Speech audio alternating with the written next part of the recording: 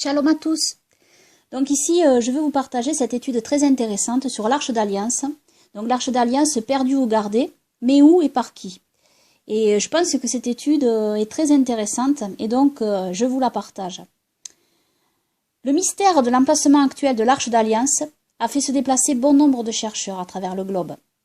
Différentes théories se sont succédées, mais sans preuve concrète. Alors plusieurs théories ont été proposées. L'Arche d'Alliance serait sous le mont Golgotha, selon Ron Wyatt. C'est un chrétien adventiste. C'était un chrétien adventiste, maintenant il est décédé, malheureusement. Ou bien, selon d'autres, elle serait en Éthiopie, ou encore en Irlande, ou encore en Afrique du Sud, ou sous le mont du Temple. Alors, je dois dire que pour ma part, j'ai longtemps privilégié la théorie de Ron Wyatt, mais le rappel de la Sainte Torah m'a fait changer d'avis sur ce point, et je vais vous expliquer pourquoi en détail ici. Alors, un point primordial à bien retenir est que l'Arche d'Alliance est l'objet le plus sacré sur terre. Toutes les saintes écritures vont dans ce sens. Mais d'abord, je vais expliquer ce qu'est l'Arche d'Alliance pour les néophytes, pour les gens qui ne connaissent pas bien. Alors l'Arche d'Alliance, c'est un coffre qu'Élohim a ordonné à Moïse de construire pour y mettre les tablettes de pierre des 10 commandements de la Torah, gravées du doigt d'Élohim. Ce coffre est en bois d'acacia. Alors, ce coffre en bois est recouvert de feuilles d'or. Le couvercle de ce coffre est appelé propitiatoire et il est lui en or massif. À ses deux extrémités sont sculptés 2 chérubins, la face baissée, regardant le propitiatoire. Ils ont leurs ailes déployées, passant au-dessus du propitiatoire et se rejoignant l'une l'autre. Toujours selon la Sainte Torah, l'Arche d'Alliance est le trône d'Élohim sur terre. Alors, savoir que Lévi eut 3 fils, Gersham, Kat et Merari. Amram, père de Moïse, est descendant de Kat.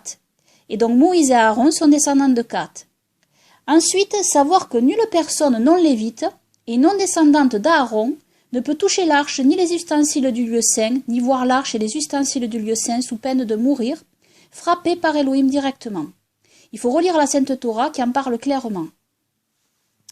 Les autres lévites, qui ne sont pas fils d'Aaron, même s'ils sont descendants de Kat, ne peuvent pas voir ni toucher directement les choses saintes dont l'arche fait partie, hormis Moïse, exception à cette règle. Cependant, concernant le transport de l'arche, les Lévites fils de Kat, qui ne sont pas fils d'Aaron, bien qu'ils ne peuvent pas voir l'arche ni la toucher, sont chargés de la transporter une fois que les fils d'Aaron l'ont enveloppée de peau et tissu. Ainsi, ils ne touchent pas l'arche directement et ne la voient pas. Lire notamment la Torah de l'Exode, chapitre 25, et la Torah des Nombres, chapitres 3 et 4. Alors, avoir ces simples connaissances est extrêmement important pour écarter tout témoignage qui contredirait le simple fait que quiconque verrait ou toucherait l'Arche d'Alliance sans être de lignée aaronique mourrait, sauf cas rare et exceptionnel, pour celui qui aurait une autorisation exceptionnelle d'Élohim comme pour Moïse, ou lorsque Yehoshua, fils de Nun, non lévite mais benjaminite, entra avec Moïse dans le Saint des Saints, et bien sûr comme notre Seigneur et Sauveur Yehoshua de Juda qui lui entra dans le Saint des Saints du 7e ciel. Mais ce sont des cas rares, qui ne sont pas la règle générale instaurée par Élohim pour le reste du peuple. En effet, rappelons le cas de Uza, qui voulut rattraper l'Arche d'Alliance pour ne pas qu'elle tombe, et il fut frappé de mort immédiatement par Élohim. 2 Samuel 6, 1 à 12. Or, quand il fut revenu jusqu'à l'ère de Nakon, Uza porta la main sur l'Arche d'Élohim et la saisit parce que les bœufs regimbaient. Et la colère de Yahweh s'embrasa contre Uza, et Élohim le frappa à cause de sa témérité, et il mourut là, près de l'Arche d'Élohim. Donc, véritablement, il faut prendre tout cela au sérieux, car les archéologues ou autres croyants qui cherchent à trouver physiquement l'Arche d'Alliance négligent donc la sainte Torah de notre Élohim et n'ont plus la crainte de la sainteté de notre Élohim devant les yeux. Malheureusement, certains chrétiens parmi les chercheurs de l'Arche sont dans cette inconscience de croire que rien de mal n'arriverait s'ils voyaient ou touchaient l'Arche sainte depuis la mort sacrificielle de notre Seigneur et Sauveur Yehoshua. Grave erreur de croire cela, car rien de la Torah n'est annulé, comme nous l'a dit notre Seigneur et Sauveur Yehoshua. Et donc pas plus toutes les mises en garde concernant la Sainte Arche pour les non-descendants physiques d'Aaron. Grave erreur de croire et de faire croire dans le christianisme que le sacrifice de notre Seigneur et Sauveur Yehoshua enlèverait toute obligation d'obéissance à l'égard des strictes règles concernant le respect de la sainteté de notre Élohim. Je rappelle qu'Ananias et Saphira, cités dans le livre des Actes, négligeant la crainte d'Élohim qu'ils devaient toujours avoir, sont morts frappés directement par la main de notre Élohim, qui est un juste juge que l'on doit toujours craindre. Élohim frappe toujours de la même manière, même après la mort et la résurrection de son Fils bien-aimé Yehoshua, notre Seigneur et notre Sauveur. Amen. Acte 5, 1 à 11. Or un homme nommé Ananias avec Saphira sa femme vendit une possession. Et il retint une part du prix de concert avec sa femme, et il en apporta le reste et le mit aux pieds des apôtres. Mais Pierre lui dit, Ananias, pourquoi Satan s'est-il emparé de ton cœur que tu aies menti au Saint-Esprit et détourné une part du prix de la terre? Si tu l'eusses gardée, ne te demeurait-elle pas? Et l'ayant vendu, son prix n'était-il pas en ton pouvoir? Comment as-tu résolu cette action dans ton cœur? Ce n'est pas aux hommes que tu as menti, mais à Elohim. Ananias, à l'entendu de ces paroles, tomba et rendit l'esprit, ce qui causa une grande crainte à tous ceux qui en entendirent parler. Et les jeunes gens s'étant levés le prirent, l'emportèrent et l'ensevelirent. Environ 3 heures après, sa femme, ne sachant rien de ce qui était arrivé, entra. Et Pierre, prenant la parole, lui dit, « Dis-moi, avez-vous vendu tant le fond de terre ?» Et elle dit, « Oui, autant. » Alors Pierre lui dit, « Pourquoi vous êtes-vous accordé pour tenter l'esprit de Yahweh? Voilà ceux qui ont enseveli ton mari sont à la porte et ils t'emporteront. » Au même instant, elle tomba à ses pieds et expira. Et les jeunes gens étant entrés la trouvèrent morte et l'ayant emportée, ils l'ensevelirent auprès de son mari. Cela donna une grande crainte à toute l'Église et à tous ceux qui en entendirent parler. Donc voilà, je rappelle ce verset, ce passage donc biblique, pour montrer combien nous devons avoir la crainte d'Élohim devant les yeux. Car Élohim est le même, il ne change pas. Il est éternellement le même. Ron Wyatt, qui était chrétien adventiste dans son témoignage que je n'avais pas vu entièrement, affirma non seulement avoir vu l'arche d'alliance, mais en plus avoir touché l'arche en l'ouvrant, prenant en main les tablettes des 10 commandements sous ordre de 4 anges qui lui seraient apparus. Si l'on compare ce que dit Ron Wyatt avec ce que nous dit Elohim dans sa sainte Torah, comme je l'ai expliqué au-dessus, cela ne correspond donc pas. Et je le dis, il faut toujours choisir la Torah pour trancher, même si une personne paraît sincère dans son témoignage. Pour ma part, c'est le signal qui s'est allumé qui m'a fait changer d'avis sur le soutien de ce témoignage. De plus, Ron Wyatt avait le tort de croire que la construction du prochain temple avec la reprise des sacrifices d'animaux ne venait pas d'Elohim. Là encore, en contradiction totale avec le reste des Saintes Écritures. C'est une erreur typique de nombre de chrétiens. Ensuite, un autre point important est l'histoire de Ron Wyatt, selon laquelle le sang de notre Seigneur et Sauveur Yahushua aurait coulé sur le propitiatoire, l'arche se trouvant dans une grotte sous le mont Golgotha, lieu de la crucifixion. Je dois dire que moi aussi, j'avais trouvé cette histoire attrayante. Mais là encore, il s'agit d'un aveuglement quant à ce que nous enseigne véritablement la Sainte Torah de notre Elohim. D'ailleurs, avant cette histoire, nul croyant ne pensait que le sang du Mashiach devait physiquement couler sur le propitiatoire, ce qui est le couvercle de l'arche. Il fallait que le sang du Mashiach coule pour nos péchés, mais rien dans les Saintes Écritures ne dit que son sang devait couler directement sur le propitiatoire, comme le sang de la chèvre à Yom Kippour. Le symbolisme est suffisant, car pensez aussi que normalement le sang devait être aspergé devant l'arche sur le sol du Saint des Saints. Le sang des autres sacrifices d'animaux pour le péché, qui symbolise le sang de notre Seigneur et Sauveur Yahushua aussi, n'est pas versé sur le propitiatoire, mais sur l'autel, dans la cour du temple d'Élohim. Et pourtant, le sang de notre Seigneur n'a pas été versé physiquement sur cet autel. D'ailleurs, il n'aurait pas pu y être versé, car les sacrifices humains sont interdits. Yahushua a été puni de mort pour des péchés qu'il n'a pas commis, et comme on n'offre pas le sang des hommes punis de mort dans la Torah sur l'autel d'Élohim, le sang de Yahushua ne pouvait pas être offert ainsi. Yahushua est mort en dehors de la ville. Les sacrifices d'animaux sur l'autel pour la mort sacrificielle de notre Seigneur et Sauveur Yahushua restent des symboles pour illustrer son sacrifice. Mais son sacrifice reste unique, car il est homme et le fils d'Élohim. Et son sang ne peut pas être versé sur l'autel du temple, ni sur le propitiatoire. Rappelons que notre Seigneur et Sauveur Yahushua est mort en dehors de la ville, lui, le juste pour les pécheurs que nous sommes. Ce qui pouvait paraître attrayant comme scénario se présente en réalité comme anti-thoraïque. Parmi les autres différentes hypothèses évoquées plus haut, que j'ai évoquées juste avant dans cet audio, l'une est apparue à mes yeux de plus en plus évidente, et cela pour plusieurs raisons. Notamment parce que depuis un moment, j'ai pu enrichir mes connaissances et cela change beaucoup de choses. Donc je vais essayer de vous partager tout cela. Je dois dire que j'avais rejeté auparavant la théorie éthiopienne, justement entre autres pour la raison évoquée, que je vous ai évoquée juste avant, selon laquelle l'arche d'alliance ne pouvait être prise par des non-lévites, croyant que les Éthiopiens étaient sans lien lévitique. Mais au fil du temps, j'ai appris sur le peuple éthiopien, et cela en lien avec les Saintes Écritures. Et je dois dire que de nouveaux éléments dont j'ai pu avoir écho confirment cette hypothèse. Et je vais essayer de vous décrire tous ces éléments point par point. Vous vous ferez ainsi votre propre idée, mais pour ma part, c'est je le crois l'hypothèse la plus probable. et qui correspond vraiment avec les Saintes Écritures. Et il y a même des prophéties qui confirment fortement la thèse éthiopienne. Et je dirais même qu'il y a des preuves. Et ça, je vais vous le montrer en vidéo, hein, notamment dans cet audio. Hein. Mais d'abord, on va développer ici. Tout d'abord, il nous faut savoir ce que les Éthiopiens racontent. En fait, la première histoire sur laquelle on ne peut accorder aucun crédit est que le roi Salomon aurait eu un enfant avec la reine de Saba, Ménélique Ier, et que celui-ci, en allant à Jérusalem, aurait volé l'arche d'alliance. Ça fait partie du folklore éthiopien. Mais nous savons bien que jamais Salomon n'aurait pris la reine de Saba pour femme sans que cela ne soit mentionné dans les Saintes Écritures, et que jamais il n'aurait donné l'arche sainte, et que jamais Ménélique n'aurait pu voler l'arche d'alliance. Tout cela, c'est une légende éthiopienne. Mais savoir que dans les légendes, il y a toujours une part de vérité, en fait. Et cette part concerne le fait que les Éthiopiens auraient bien accueilli l'arche d'alliance chez eux. Et justement, savoir qu'une autre histoire beaucoup plus crédible, racontée par les eunuques éthiopiens, dit que l'arche leur fut apportée par des Lévites sur une île isolée du lac Tana en Éthiopie, qui donne sur le Nil, et ce bien avant l'arrivée du christianisme en Éthiopie. Alors il y a aussi des archéologues qui ont fait des recherches et pensent donc que des Juifs, sous le règne de Manassé qui n'a pas suivi Elohim, et qui a fait mettre des idoles dans le temple saint d'Elohim. Ces chercheurs pensent donc que l'arche aurait été prise et emportée à ce moment-là, hors du temple. Et car il est impensable que l'arche d'alliance reste avec des idoles dans le Saint des Saints. Et donc, ces chercheurs pensent que ces Juifs-là auraient pris l'arche et seraient partis donc à Éléphantine, dans une ville égyptienne, à Éléphantine, qui est près du Nil, au bord du Nil. Et ils auraient construit là donc un temple pour y mettre l'arche d'alliance. Alors on aurait retrouvé les vestiges de ce temple. Alors pour moi, bon,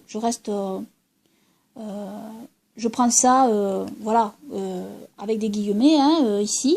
Je suis assez perplexe parce que bon, savoir qu'il est interdit donc de construire un autre lieu, un autre temple en dehors de Jérusalem. Pourquoi ces Juifs-là auraient fait cela? Je ne sais pas. Est-ce que parce qu'ils déviaient et qu'ils ne suivaient pas bien, ou alors parce qu'en fait, il faut savoir que c'est l'arche d'Élohim, qui est le Saint des Saints, qui est l'objet le plus sacré en réalité, et que c'est là qu'Élohim descend. Il descend sur le propitiatoire. Et que donc, ces Juifs-là pensaient que, étant donné que le temple était profané, pensaient donc revenir comme au temps où le tabernacle était à Shiloh, en fait, qui n'était pas à Jérusalem, et pensaient donc, en attendant, reconstruire un endroit pour y déposer l'arche, et voilà. Bon, il y a toute une histoire archéologique autour de cela, de cet endroit. Donc voilà. Après, ce temple aurait été détruit. Alors certains pensent que des Égyptiens auraient détruit ce temple parce que les Israélites offraient donc des boucs à notre Elohim. Et donc le bouc est vénéré et idolâtré en Égypte. Donc bon, ça ce sont des théories des archéologues. Je ne sais pas, moi je vous partage juste ces théories, ces recherches archéologiques. Après, je ne suis sûre de rien sur ce point. En tous les cas, alors certains pensent donc que ces Juifs-là avaient l'arche d'alliance, bon, qui se serait arrêtés à Éléphantine. En tous les cas, et après, ensuite, quand ce temple aurait été détruit, ils auraient pris l'arche et donc auraient continué le long du Nil et auraient donc apporté l'arche sur cette île isolée du lac Tana en Éthiopie. En suivant le cours du Nil, tout simplement. Donc, et sur cette île se trouvent toujours des eunuques éthiopiens qui racontent cet événement de génération en génération. Puis, après l'arrivée du christianisme, un roi chrétien fit prendre l'arche et la fit mettre à Aksum, dans une chapelle où elle serait toujours aujourd'hui. Alors, tout cela, ce que je dis, ne pourra convaincre les plus sceptiques sur cette hypothèse. Mais je vais vous détailler à présent tous les différents indices importants, qui tendent à confirmer que la thèse éthiopienne est loin d'être impossible, bien au contraire. Tout d'abord, il y a un fait marquant qui correspond bien avec la Sainte Torah, et qui est un élément primordial pour commencer à accorder le moindre crédit à une théorie concernant l'Arche d'Alliance. Ceux qui posséderaient l'Arche d'Alliance. C'est que les Éthiopiens semblent vraiment respecter la sainteté de l'Arche, tout comme cela est mentionné dans les Saintes Écritures. En effet, l'homme eunuque qui est nommé le gardien de l'Arche est selon les Éthiopiens un descendant lévite de Tsadok, c'est-à-dire descendant d'Aaron, ce qui, comme vous allez le voir, est loin d'être impossible. Cet homme est désigné à vie, et d'autres sont désignés pour sa succession après sa mort, ce qui n'est pas sans rappeler que dans la Sainte Torah, le souverain sacrificateur est aussi désigné à vie. Cet eunuque ne quitte jamais de sa vie cette enceinte de barreaux, comme vous voyez là, sur cette image, voilà, entourant cette chapelle, dans laquelle se trouverait l'Arche d'Alliance. Et personne ne peut franchir les limites de la grille, ni entrer au-delà de ces grilles, hormis les Éthiopiens lévites. Alors, donc comme vous voyez sur cette image, donc l'arche serait dans cette chapelle. Et déjà, comme je vous l'ai dit, cet eunuque, donc il ne sort jamais de là. Jamais. Il est le gardien de l'arche. Le gardien de l'arche d'Élohim. Donc déjà, pour accepter de rester enfermé à vie dans cette petite enceinte, cet eunuque, il doit croire à 100% qu'il s'agit bien de l'arche d'alliance. Ça, c'est un fait. Vous me direz, ça prouve rien. C'est vrai, il y en a qui font vœu d'ascétisme toute leur vie, qui vivent dans des grottes, etc. Bon, c'est vrai. Mais bon, j'évoque quand même ce point. Là, il est question de l'arche d'alliance. Donc, on va revenir ici sur le point primordial de la descendance lévitique de certains Éthiopiens. Nous avons dans la Sainte Torah d'Élohim le fait que Moïse, qui est lévite de Kat, épousa une femme éthiopienne, une Couchite. Nous avons notamment cet indice ici dans la Torah des Nombres, chapitre 12, verset 1. Cependant, Myriam avec Aaron parla contre Moïse à cause de la femme éthiopienne, Couchite, que Moïse avait épousée, car il avait pris une femme éthiopienne. Alors, lire tout le passage pour voir que la colère d'Élohim s'enflamma contre Aaron et Myriam pour avoir osé parler contre Moïse, le plus doux des hommes de son temps, qui parlait de vive voix avec Élohim. Moïse a probablement donné à sa femme couchite éthiopienne une descendance. De plus, nous savons que la femme éthiopienne qui épousa Moïse n'était pas la seule femme de ce peuple parmi les Israélites, puisque beaucoup d'autres Éthiopiens sont probablement sortis d'Égypte avec le peuple hébreu. Nous lisons dans la Torah de l'Exode, chapitre 12, versets 37 à 38, « Et les fils d'Israël partirent de Ramsès pour Sukkot au nombre de 600 000 hommes de pied outre les bagages, et avec eux une innombrable foule mêlée, et des brebis, des bœufs et des bêtes de somme. » Donc une innombrable foule mêlée. Donc il y avait de tous les peuples qui sont sortis avec les peuples hébreux. Et donc nous voyons que Moïse a épousé une femme couchite éthiopienne, donc il y avait des Éthiopiens, forcément, au sein du peuple hébreu qui sont sortis avec le peuple hébreu d'Égypte. Donc il est fort possible que d'autres Lévites aient aussi épousé des femmes éthiopiennes, comme le fit Moïse, et même parmi la descendance des fils d'Aaron par la suite. Les Éthiopiens faisant partie intégrante du peuple hébreu de par leur foi après la sortie du pays d'Égypte. À mon sens, la descendance lévitique s'explique ainsi des Éthiopiens. Et c'est pourquoi nous pouvons toujours voir ce lien étroit de la foi dans toutes les saintes écritures avec l'Éthiopie et Israël. Donc, il n'était sûrement pas rare de voir des Lévites d'origine éthiopienne, couchite. La question est, pourquoi ces Lévites d'origine éthiopienne se seraient retrouvés en Éthiopie et ne seraient pas restés en Israël? Alors, cela peut s'expliquer par le fait qu'ils auraient pu aller se réfugier en Éthiopie, y retrouvant des racines ancestrales et des liens qu'ils auraient gardés quand cela allait mal en Israël, comme par exemple sous la persécution de Manassé, et ils auraient amené avec eux la foi israélite. De plus, des chercheurs ont identifié le génome lévite spécifique sur des Éthiopiens, en faisant des tests génétiques, et il s'avère qu'un certain nombre d'entre eux ont le gène lévite. Donc déjà, ça c'est une preuve. Ça. Ensuite, au sujet des eunuques éthiopiens dont je vous parle là, il faut préciser qu'il ne s'agit pas de mutilation physique, mais d'eunuques consacrés, comme ceux mentionnés dans les Saintes Écritures, qui ne sont pas mutilés, mais qui sont des eunuques volontaires. Ce sont simplement des hommes qui ne se marient pas par choix. Il y avait beaucoup d'eunuques chez les Juifs de Qumran. Ensuite, il y avait beaucoup d'eunuques chez les Juifs dits de Qumran, disons. Parce que c'est vrai que les Juifs de Qumran, ceux qui vivaient à Qumran, étaient de la classe sacerdotale, donc ils se mariaient, bien évidemment. Mais parmi les Juifs qui avaient la même foi, disons, que ceux qui ont laissé les manuscrits de Qumran, que l'on nommait les Juifs esséniens, il y avait beaucoup aussi d'eunuques. Et cela vivait aussi dans d'autres villes, dans tout Israël, hein, et notamment aussi à Jérusalem. Mais il y avait aussi des Esséniens qui se mariaient.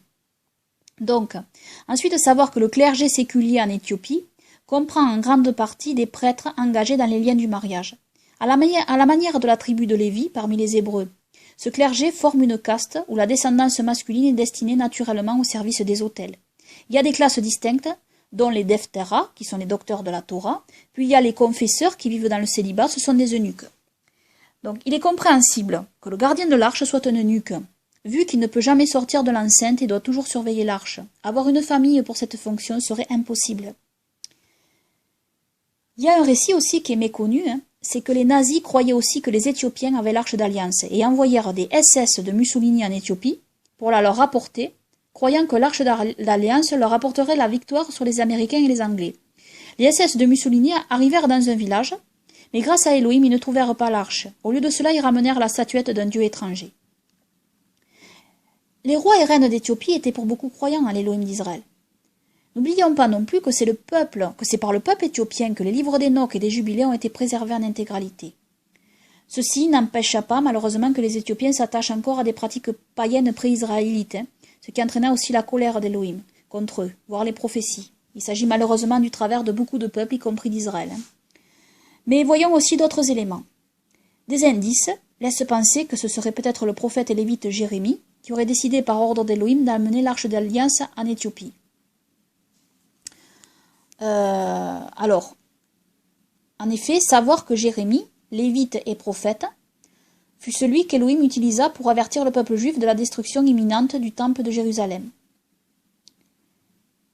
Ensuite, il est impensable que l'arche n'ait pas été mise à l'abri juste avant le siège de la ville. Car les gens de la ville sont alors informés que l'ennemi est aux portes, sachant qu'un siège peut durer des jours. De plus, dans l'inventaire des ustensiles du temple pillés par Nebuchadnezzar, nulle mention de l'arche d'alliance. Elle disparaît des textes à partir de ce moment-là. Cet objet qui est le plus sacré, il est impossible qu'il n'ait pas été mentionné si Nebuchadnezzar l'avait, ça c'est certain. Donc nous sommes certains que l'arche d'alliance a été mise à l'abri et a été cachée.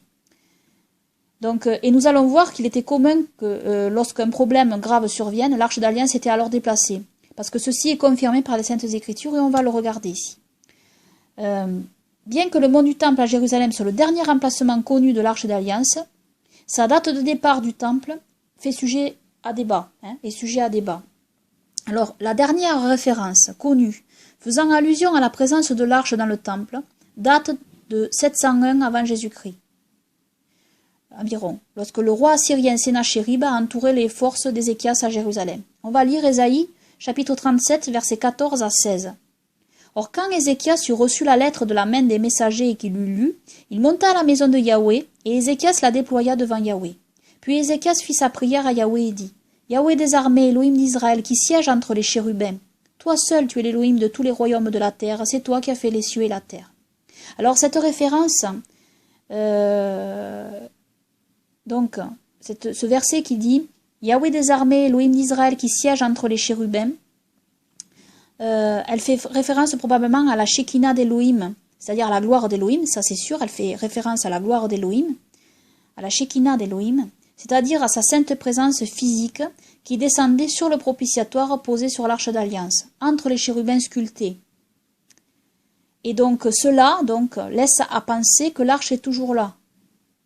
Parce que c'est vrai que Yahweh, notre Elohim, siège entre les chérubins dans les lieux célestes, mais cela aussi fait référence au moment où Elohim descend aussi sur l'arche d'alliance. Donc cela laisse présager que l'arche était encore située dans le Saint des Saints en 701 avant Jésus-Christ. Il semble que le drame de l'arche ait été le fait du roi Manassé, et que l'arche fut probablement retirée du temple pendant son règne. Bien que l'étendue du mal de Manassé ne permette pas une description complète, la Bible résume ses actes en notant qu'il a fait plus de mal que les nations que Yahweh avait détruites. Il a pratiqué la magie, la sorcellerie, a placé des idoles païennes dans le Saint des Saints et a répandu le sang innocent dans les rues de Jérusalem. Bon, et ensuite je précise que Manassé fut déporté, donc, et que durant sa déportation et son exil et son emprisonnement, il s'est repenti à Elohim, et Elohim, Yahweh notre Elohim, dans sa grande miséricorde infinie, lui a pardonné et l'a ramené.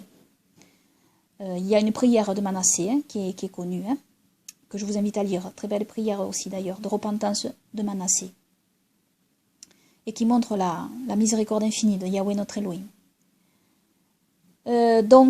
Voilà pour ce détail. Donc, bon, Manassé, avant sa repentance, donc, a profané, a fait beaucoup de mal.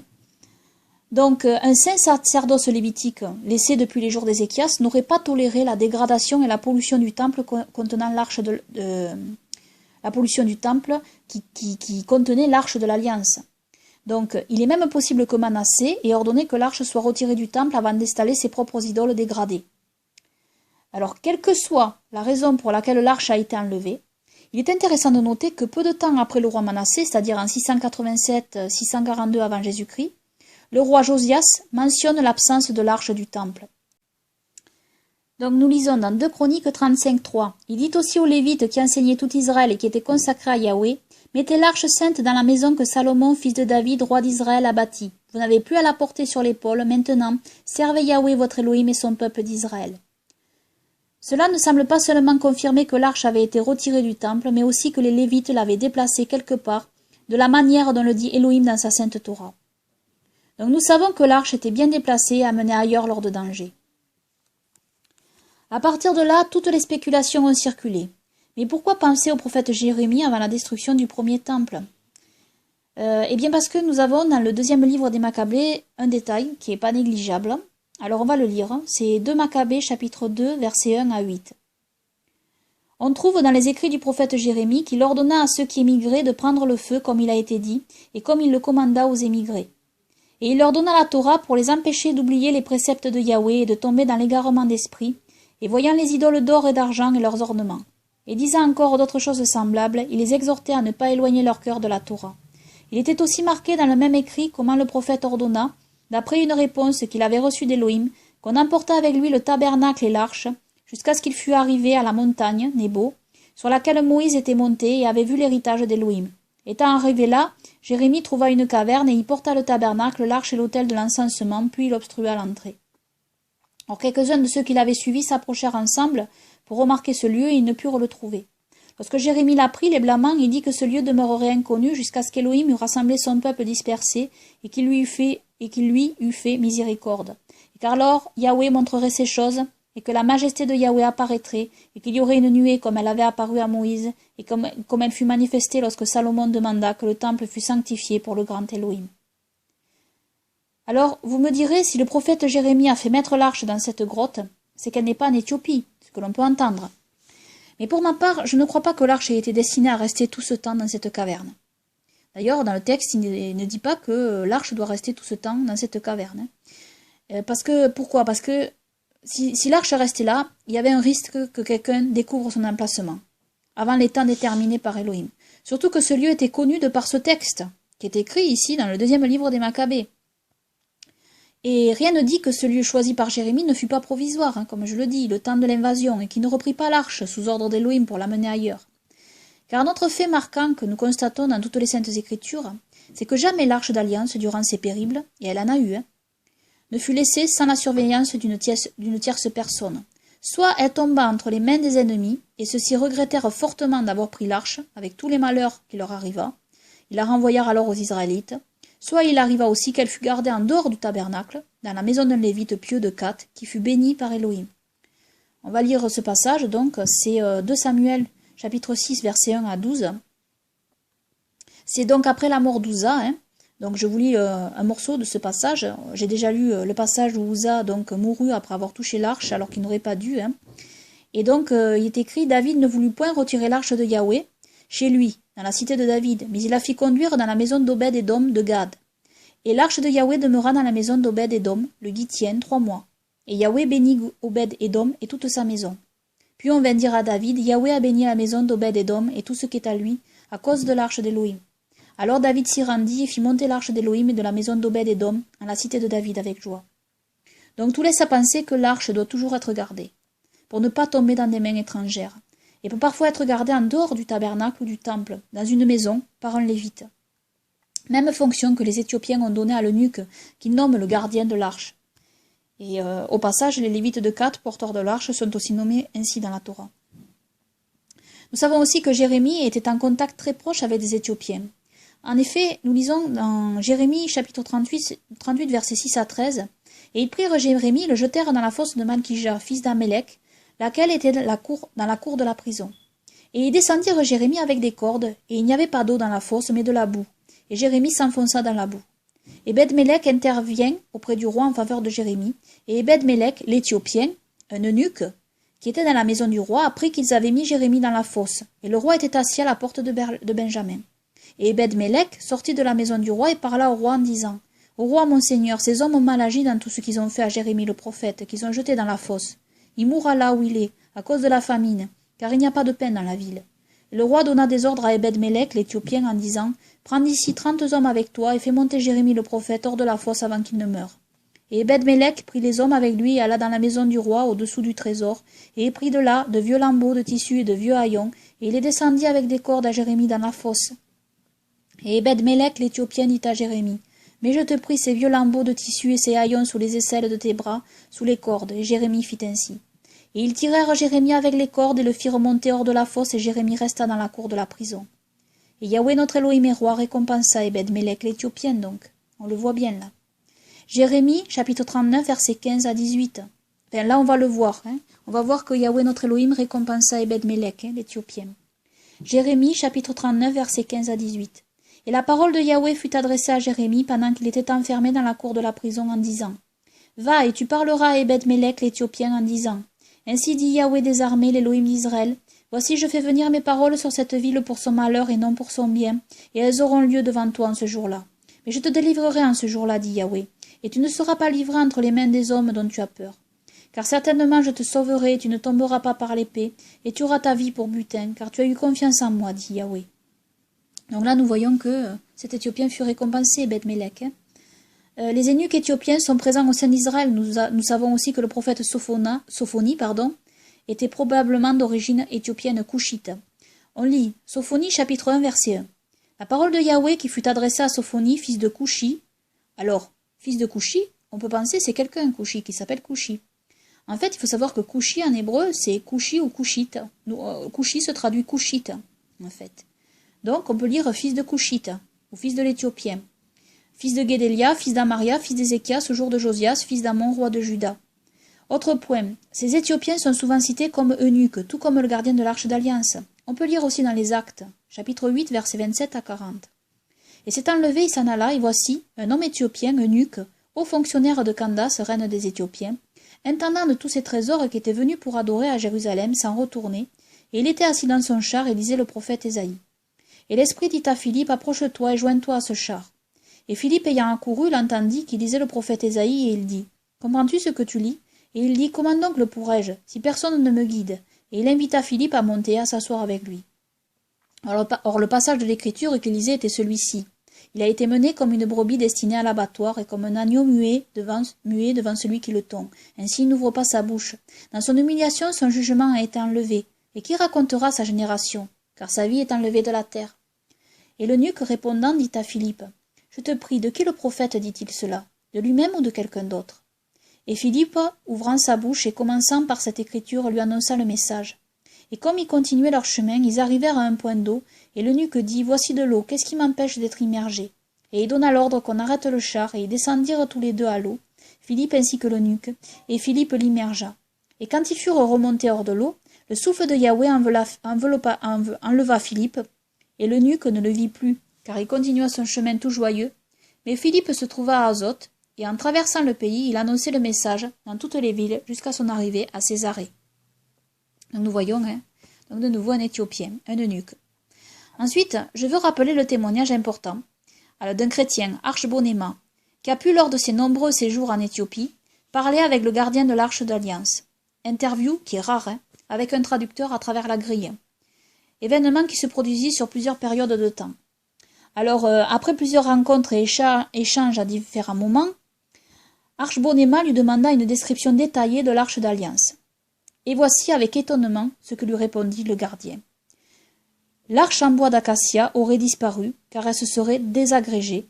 Par contre, il resterait le propitiatoire en or massif et les 2 tablettes de la Torah, qui seraient à côté à l'extérieur. Alors je sais que cela peut au premier abord déconcerter ceux qui écoutent là ce que je dis. Mais si les eunuques éthiopiens mentent et ont inventé toute cette histoire, je vous le demande, pourquoi alors dire qu'ils n'ont plus que le couvercle de l'arche? C'est vrai, quelqu'un qui inventerait l'histoire de l'arche d'alliance, qu'est-ce qu'il ferait? Il dirait qu'il a l'arche en entier, c'est une évidence. Je veux dire, quel est l'intérêt de dire qu'on n'a plus le coffre et qu'il reste juste que le couvercle en or? Donc, pour ma part, ça démontre que le gardien, il ment pas. Il ne ment pas. Et qu'il s'agit bien du propitiatoire de l'arche d'alliance en or massif. Alors, il faut noter aussi ce point, que ce qui est nommé l'arche signifie coffre en hébreu. C'est le mot Aaron. Et sert juste à transporter les 2 saintes tablettes de la Torah à l'abri. Mais que c'est le propitiatoire en or, qui est le trône d'Élohim sur terre, sur lequel Élohim descend. Alors, je sais que certains pourront rétorquer que le bois d'acacia, étant réputé incorruptible, n'a pas pu se dégrader. Le bois d'acacia est bien un bois incorruptible, mais bien comprendre ce que cela signifie. Cela signifie qu'il est un des bois les plus solides, n'étant pas attaqué par des insectes, mais cela ne signifie pas qu'il est indestructible. En effet, savoir que le robinier, qui est un bois très proche de l'acacia, que l'on nomme aussi acacia ou faux acacia, résiste 1000 ans ou plus à l'abri, dans un endroit sec et protégé. D'ailleurs, des sarcophages avec d'autres objets en bois d'acacia ont été retrouvés intacts des milliers d'années après dans les tombeaux des pharaons. Par contre, ce bois résiste moins longtemps au contact de l'eau, de 300 à 500 ans, et s'il est en extérieur de 60 à 80 ans pour peu qu'il ne soit pas en contact avec le sol. Alors rappelons que l'arche d'alliance a plus de 3000 ans. Si les Israélites avaient toujours suivi Elohim, l'arche d'alliance serait toujours à l'abri dans le Saint des Saints, et n'ayant pas subi tous les aléas au cours de ses multiples transports, serait toujours intacte en intégralité aujourd'hui. Mais le fait est que cela n'a pas été le cas, et que l'arche a été maintes fois déplacée, ce qui rend tout à fait possible la disparition du coffre en bois d'acacia. Le coffre a disparu, mais savoir que le bâton d'Aaron dans l'arche et la manne à côté aussi ont disparu. Et la disparition du bâton et de la manne, c'est un fait mentionné dans les Saintes Écritures aussi. Et alors, avoir bien à l'esprit que le coffre est nommé Aaron en hébreu, tandis que le propitiatoire est nommé Kaporet. Il est distinct de l'Aaron, le coffre, comme nous le lisons dans la Torah, de l'Exode, chapitre 39, verset 35 par exemple. L'Aaron du témoignage avec ses barres est le Kaporet. Alors l'Aaron, c'est traduit par l'arche, dans votre traduction, alors qu'on pourrait traduire le coffre. L'arche, c'est le coffre, en fait. Donc, l'Aaron, le coffre du témoignage, avec ses barres, et le Kaporet, le propitiatoire, le couvercle. Donc, les Éthiopiens disaient qu'il ne reste plus que le Kaporet, le propitiatoire, et les tables de la loi, bien sûr, qui sont posées à côté. Donc, il y a aussi un verset prophétique du livre de Jérémie, qui confirme bien ce que les Éthiopiens disent, en fait. C'est une prophétie sur la disparition du coffre. Et je vais vous la lire. Jérémie, chapitre 3, verset 16. Alors, quand vous serez devenus à cette époque nombreux et prospères dans le pays, déclare Yahweh, on ne dira plus Aaron de l'alliance de Yahweh. Alors ici, Aaron de l'alliance de Yahweh, traduire coffre de l'alliance de Yahweh. La pensée n'en reviendra plus à l'esprit. On n'en rappellera plus le souvenir, ni on en remarquera l'absence. On n'en fera plus d'autres. Donc, ici, le coffre, prophétiquement, il y a une prophétie qui dit que le coffre va disparaître. En fait, le coffre ne sera plus là. L'auteur de la lettre aux Hébreux va dire ceci, dans Hébreux chapitre 9, versets 1 à 5. La première alliance avait donc aussi des ordonnances touchant le service divin et le sanctuaire terrestre. En effet, on construisit le premier tabernacle dans lequel était le chandelier, la table et les pains de proposition. Il est appelé le lieu saint. Et au-delà du second voile était le tabernacle, appelé le Saint des Saints.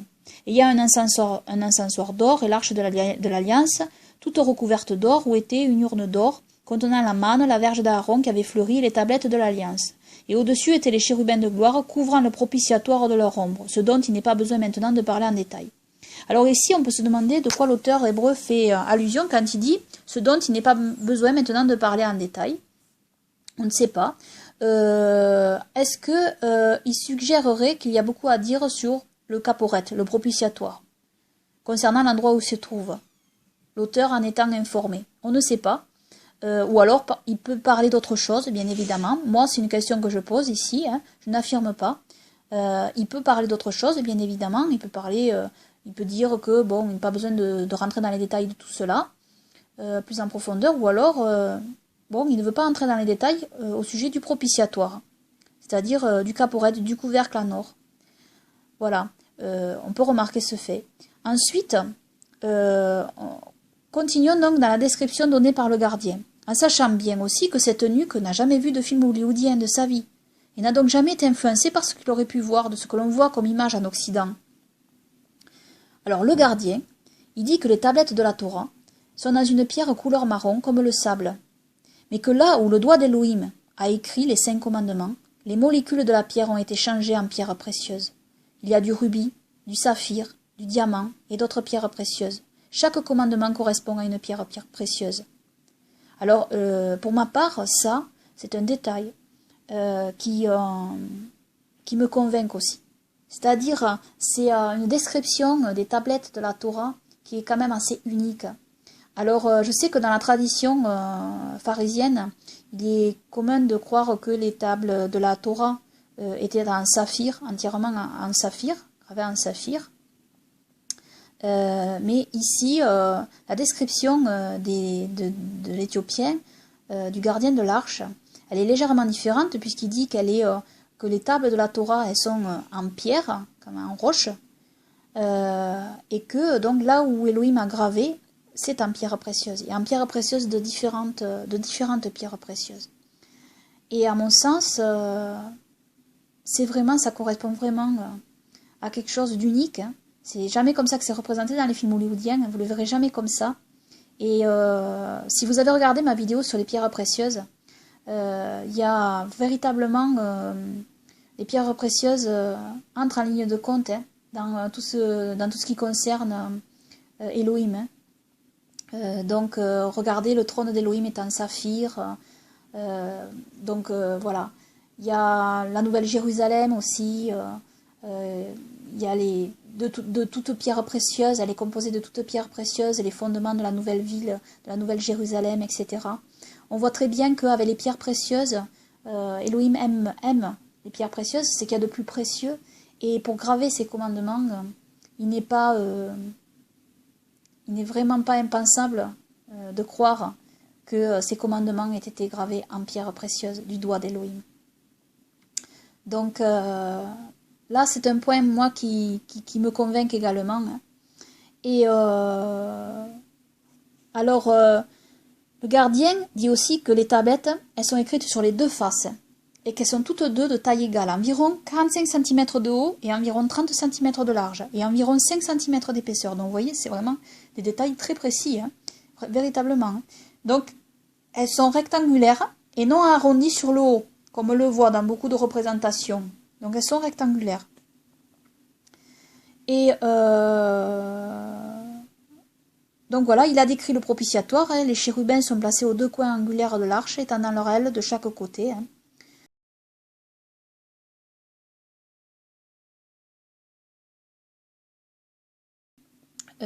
Donc, n'ayant plus le coffre, c'est d'ailleurs pour cela que les Éthiopiens nomment l'arche Tabot, qui signifie en réalité en gaze les tables.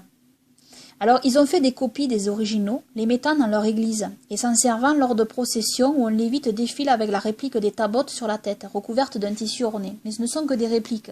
Les vrais restent dans la chapelle, entourés par la grille, hein, bien sûr, hein, les vraies tables de la loi. Et donc voilà, bon, ça c'est un détail qu'il faut savoir, hein, parce que pour les Éthiopiens, quand on parle de l'arche, eux ils pensent de suite aux tabot, hein, c'est-à-dire aux tables de la loi en fait. Hein. Donc ils décrivent quelque chose de beaucoup plus petit hein, que l'arche, hein, ce qui peut surprendre. En réalité, ils décrivent les tables de la loi. Et bien sûr, il y a le propitiatoire aussi. Hein, voilà. Alors, on va lire maintenant des prophéties. On va lire... alors attendez, prophétie. Alors la prophétie qui se trouve dans Ésaïe chapitre 18. Écoutez bien ceci maintenant. Ô toi, terre dont les ailes retentissent, qui est au-delà des fleuves de Couche, qui envoie sur la mer des messagers, donc qui est au-delà des fleuves de l'Éthiopie, qui envoie sur la mer des messagers dans des navires de joncs, voguant sur les eaux, Allez, émissaires légers, vers la nation robuste et agile, vers le peuple redoutable au près et au loin, vers la nation puissante et qui foule aux pieds, dont le pays est coupé de fleuves. Vous tous les habitants du monde, et vous qui habitez dans le pays, regardez l'étendard dressé sur les montagnes, et écoutez la trompette qui sonne. Car ainsi m'a dit Yahweh, je me tiens tranquille et je regarde dans ma demeure, à l'heure de la chaleur brillante du jour et du nuage qui donne la rosée, dans la chaleur de la moisson. Car avant la moisson, quand la floraison sera finie, et que la fleur sera une grappe prête à mûrir, il coupera les sarments avec des serpes, il enlèvera les pampres et les retranchera. Ils seront tous abandonnés aux oiseaux de proie des montagnes et aux bêtes de la terre. Les oiseaux de proie passeront l'été auprès d'eux, et toutes les bêtes de la terre y passeront l'hiver. En ce temps-là sera apportée l'offrande à Yahweh des armées par le peuple robuste et agile, par le peuple redoutable au près et au loin, par la nation puissante et qui foule aux pieds, dont la terre est coupée de fleuves, au lieu où réside le nom de Yahweh des armées sur la montagne de Sion. Amen. Alors écoutez bien ici, au-delà des fleuves de Couche, donc au-delà des fleuves d'Éthiopie, donc il faut savoir que les Éthiopiens sont déclarés comme une nation puissante, et dans les Saintes Écritures, l'Éthiopie est une nation très puissante. C'est une nation qui était aussi puissante que les autres, hein, et qui n'a jamais été, qui a eu toujours combattu très farouchement, hein, et qui a rarement été conquis, hein. Donc véritablement ils n'ont jamais pu être envahis, hein. Ça n'a jamais duré trop longtemps, et il y a toujours eu des rébellions, et ils ont toujours eu leur souveraineté, et donc véritablement c'est une nation puissante. C'est pas comme les gens imaginent maintenant l'Éthiopie, hein. Voilà, donc cette nation, donc c'est l'Éthiopie, hein. Ce sont les Éthiopiens. Et qu'est-ce qui est écrit? En fait, il est écrit « En ce temps-là sera apportée l'offrande à Yahweh des armées par le peuple robuste et agile, par le peuple redoutable au près et au loin. » Alors, certaines traductions donnent le mot offrande au pluriel, alors qu'il s'agit véritablement d'un singulier, hein. Et quelle offrande ont les Éthiopiens aujourd'hui? Quelle offrande peuvent apporter les Éthiopiens aujourd'hui? Eh bien, à mon sens, il s'agit du saint propitiatoire et des tablettes de la Sainte Torah. De plus, voici ce qui est écrit, qui envoie sur la mer des messagers dans les navires de joncs, voguant sur les eaux. Et voici, donc, sur cette image que vous voyez, certains de ces navires de joncs en Éthiopie, qui sont justement utilisés pour aller sur l'île où l'arche avait été amenée. Il y a une autre prophétie aussi qui est semblable, qui se trouve dans le livre de Sophonie. Sophonie, chapitre 3, versets 10 à 12. D'au-delà des fleuves de Couche, mes adorateurs, la fille de mes dispersés, m'apporteront l'offrande. En ce jour-là, tu ne seras plus confuse à cause de toutes les actions par lesquelles tu as péché contre moi. Car alors j'ôterai du milieu de toi ceux qui se réjouissent de ton orgueil, et tu ne continueras plus à t'enorgueillir sur la montagne de ma sainteté. Et je laisserai au milieu de toi un peuple humble et faible, et il mettra sa confiance dans le nom de Yahweh. Amen. Donc ici encore, hein, au-delà des fleuves de Couche, mes adorateurs, la fille de mes dispersés m'apporteront l'offrande. Alors, une autre chose importante que disent les Éthiopiens, c'est qu'ils ne gardent pas l'arche d'alliance pour eux, mais pour qu'elle soit ramenée dans le temple de notre Elohim. Alors pourquoi les Éthiopiens n'ont pas ramené l'arche à l'époque du second temple? C'est une question qu'on peut se poser. Il est compréhensible que les Juifs pieux de Jérusalem ne les auraient jamais incités à la ramener eux-mêmes, se séparant de ceux qui souillaient le temple en ce temps-là, avec les agissements antitoraïques des sacrificateurs en place sous autorité d'Hérode et des Romains. Ensuite, autre point que je tiens à évoquer, certains pourront évoquer le fait que l'Église orthodoxe d'Éthiopie ne suit pas bien la Torah, mais des erreurs d'un christianisme païen, et c'est vrai. Mais laissez-moi vous rappeler qu'Élohim permit que l'arche resta aussi au sein du peuple d'Israël quand celui-ci ne suivait plus la Sainte Torah, comme par exemple au temps du règne du roi Salomon, qui malheureusement permit que des cultes abominables avec sacrifice humain aient lieu en Israël. Donc l'Église d'Éthiopie se fourvoie en effet dans certaines de ses croyances païennes, mais ne pratique tout de même pas des sacrifices humains, donc n'en est pas au même stade qu'au temps du roi Salomon. De plus, le propitiatoire et les vraies tablettes sont isolés de tous ces cultes.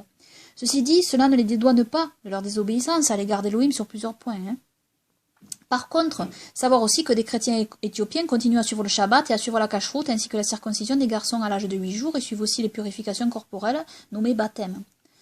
Notons aussi ce détail qui sont donc les seuls lévites d'Aaron exerçant le ministère de gardien pour l'arche d'Élohim, pour l'arche d'alliance d'Élohim, oui, reconnaissant Yehoshua comme Mashiach, fils d'Élohim, mort sur la croix pour nos péchés et ressuscité des morts, et qui suivent toujours certains préceptes de la Torah dans le respect au sujet de la sainteté de l'arche d'alliance. qui est un sujet primordial, ce qui n'est absolument pas négligeable quand on sait que les autres Lévites, reconnus comme tels dans le judaïsme rabbinique, rejettent notre Seigneur et Sauveur Yahushua. Et pour ma part, je crois donc, pour toutes ces raisons, que les Éthiopiens disent la vérité, quand ils disent qu'ils ont l'arche d'alliance, du moins le propitiatoire, les tables de la Torah. Et ici, je vais vous montrer donc une autre vidéo, donc, où ils n'ont pas que l'arche d'alliance. En réalité, ils ont aussi certains ustensiles que les Éthiopiens donc disent détenir du temps du temple du roi Salomon. Donc, vous allez voir dans cette vidéo, ils montrent plusieurs ustensiles donc, et ils disent donc qu'ils ont 2 trompettes d'argent. Et dans cette vidéo, donc voilà, on va regarder maintenant dans cette vidéo. Alors vous voyez donc ces 2 trompettes d'argent qu'ils montrent ici dans cette vidéo. Et vous voyez que ce sont des trompettes qui sont assez anciennes, hein, qui sont très anciennes, hein, martelées à la main, hein, visiblement, qui sont en argent, donc. Elles ont des décorations, voilà. Et vous voyez la longueur des trompettes. Et eux, ils disent que ces trompettes sont arrivées donc avec l'arche d'alliance, hein. Elles ont été amenées avec l'arche d'alliance. Et nous pouvons voir aussi sur l'arche réalisée par Titus, Titus qui fit prendre le chandelier d'or, hein, et lors de la prise de Jérusalem, hein, et lors de la destruction du second temple. Et nous voyons donc sur l'architecture donc des trompettes identiques en fait, avec une forme identique. Donc Titus avait vu ces trompettes, hein, véritablement il les avait vues, et elles sont en lien donc avec le temple, hein. Et donc nous savons donc, d'après la Torah des Nombres, que Elohim ordonna la construction de 2 trompettes d'argent. Hein. Donc, ces 2 trompettes suivaient l'arche d'alliance, apparemment. Et donc voilà ce que je voulais vous partager. Et donc voilà ces 2 trompettes, hein, on peut les revoir ici. Hein. Et ce qui tendrait donc véritablement, ce qui est une autre preuve à rajouter, et non pas que ça, ils ont d'autres aussi ustensiles, hein, qu'ils disent détenir du temple, hein, qui ont été amenés avec l'arche d'alliance. Et donc c'est vraiment des vieux ustensiles, hein, qu'ils ont, hein, et qu'ils ont gardés.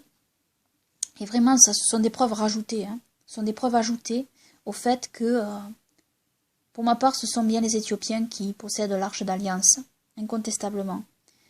Et je vous ai lu les prophéties, ils ont une descendance lévite, hein, des recherches génétiques aussi ont prouvé ce fait.